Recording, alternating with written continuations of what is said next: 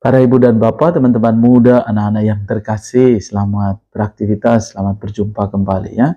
Hari ini Selasa 27 Agustus 2024. Gereja memperingati Santa Monica. Kita mengenal sedikit tentang Santa Monica. Juga mungkin banyak dari kita yang sudah membaca tentang Santa Monica. Kita tahu Santa Monica ini luar biasa ya. Teladan kesetiaannya dalam hidup doa, mendoakan suami dan anaknya. Para ibu dan bapak, saudara-saudari yang terkasih pasti tahu ya, Santa Monica itu lahir di Tagaste di Afrika Utara. Lalu usia 20 tahun itu dia menikah dengan Patricius, dari seorang pemuda kafir yang hatinya cepat emosional. Jadi boleh bayangkan situasinya kayak gitu ya. Lalu juga pada saat Monica ini berjuang untuk bisa mendoakan suaminya, juga ada perlawanan dari suaminya sendiri. Dia tidak terlalu yakin bahwa doa seorang Monica ini bisa mempertobatkan dia, tetapi ketekunan dan kesetiaan Monica akhirnya Patricius bertobat dan minta dipermandikan pada saat-saat masa-masa terakhir akhir hidupnya. Monica sungguh bahagia dan mengalami rahmat Tuhan pada saat-saat masa-masa kritis suaminya. Dan itulah kekuatan doa ya. Juga tidak hanya sampai di situ. Santa Monica juga punya pergulatan terhadap anaknya sendiri. Ia mendoakan anaknya. Kita tahu Agustinus ya, seorang santo dengan latar belakang yang luar biasa ya. Dari situasi yang sulit, lalu dia pada akhirnya berkat doa mamanya atau doa ibunya, Santa Monica ini akhirnya bisa bertobat ya, dengan tentu berkat perjumpaan dia dengan orang-orang yang diutus oleh Tuhan. Mari kita mohon berkat Tuhan untuk kita semua. Semoga teladan Santa Monica ini juga menguatkan kita semua untuk boleh bertekun dalam hidup harian kita. Kita dengarkan firman Tuhan hari ini dari Injil Lukas bab 7 ayat 11 sampai 17 ya. Tuhan bersamamu dan bersama roh. Injil suci menurut Lukas. Dimuliakanlah Tuhan. Sekali peristiwa, Yesus pergi ke sebuah kota yang bernama Nain. Para murid serta banyak orang pergi bersama dia. Ketika Yesus mendekati pintu gerbang kota, ada orang mati diusung keluar, yaitu anak laki-laki tunggal seorang ibu yang sudah janda, dan banyak orang kota menyertai janda tersebut. Melihat janda itu, tergeraklah hati Tuhan oleh belas kasihan. Lalu Tuhan berkata kepadanya, jangan menangis.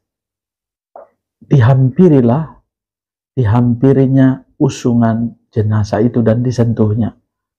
Maka para pengusung berhenti.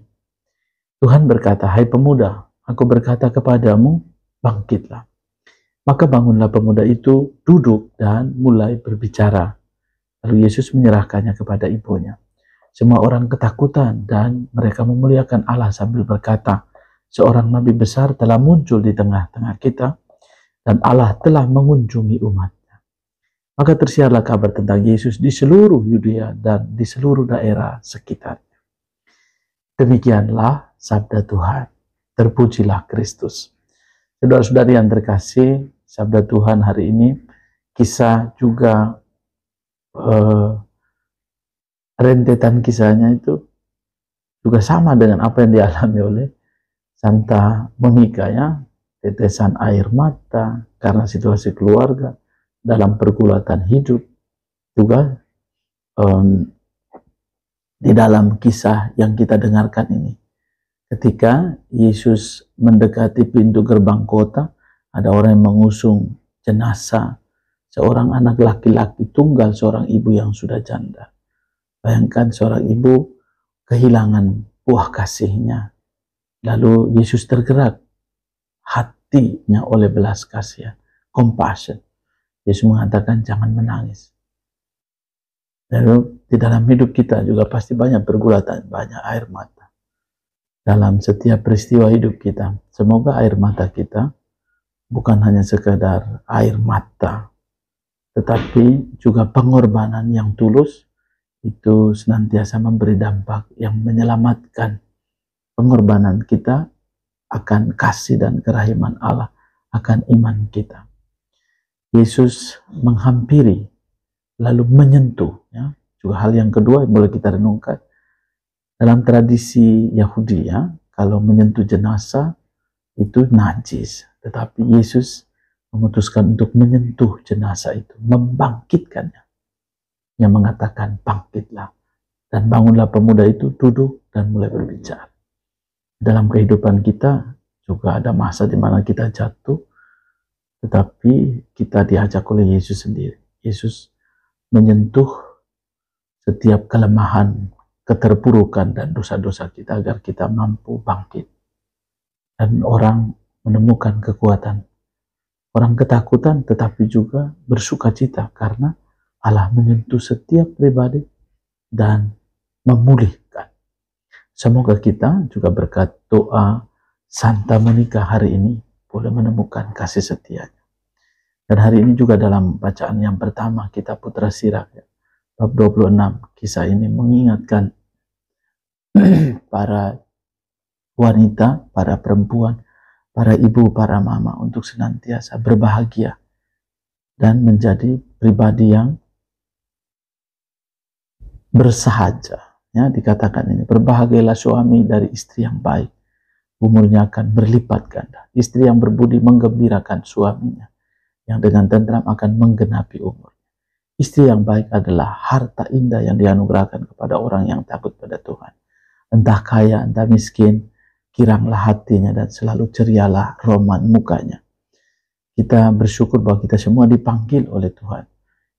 Para ibu, para perempuan yang dianugerahi kekuatan panggilan oleh Allah sebagaimana Bunda Maria.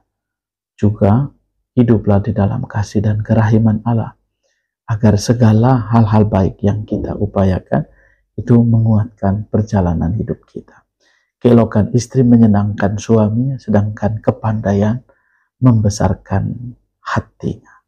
Dan ini anugerah dari Tuhanlah yang akan menguatkan, mendidik, agar kita boleh semakin baik.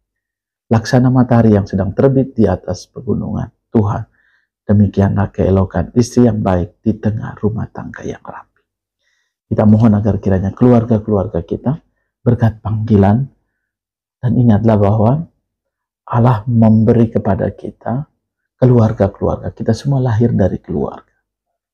Keluarga adalah gereja, eklesia domestik. Ya. Juga ada ungkapan atau nyanyian itu, ya. Harta yang paling berharga, harta yang paling berharga adalah keluarga. Ya, membantu kita untuk semakin yakin bahwa gereja juga bertumbuh berkat keluarga-keluarga yang senantiasa menghidupi kasih dan rahmat Allah. Dan berkat Tuhan untukmu semua, orang tua, para ibu secara khususnya, boleh meneladan semangat Santa Monica dalam situasi sulit apapun. Tetaplah bertekun karena kekuatan doa itu menggerakkan, menyelamatkan. Jadi kita boleh juga bertanya pada saat kita mengalami kesulitan, tetesan air mata kita, kemana kita pergi? Apakah kita datang pada Yesus? Dan Yesus nantiasa mengajak kita untuk datang. Semoga rahmat dan kerahimannya menguatkan dan menyertai kita. Tuhan menganugerahkan berkat bagimu, keluarga dan komunitas. Semua mereka yang merayakan hari ulang tahun kelahiran, hari ulang tahun perkawinan, sukacita dalam hidup religius. Berkat untuk semua di dalam hidup kita hari ini, Bapa, Putra, dan Roh Kudus. Amin.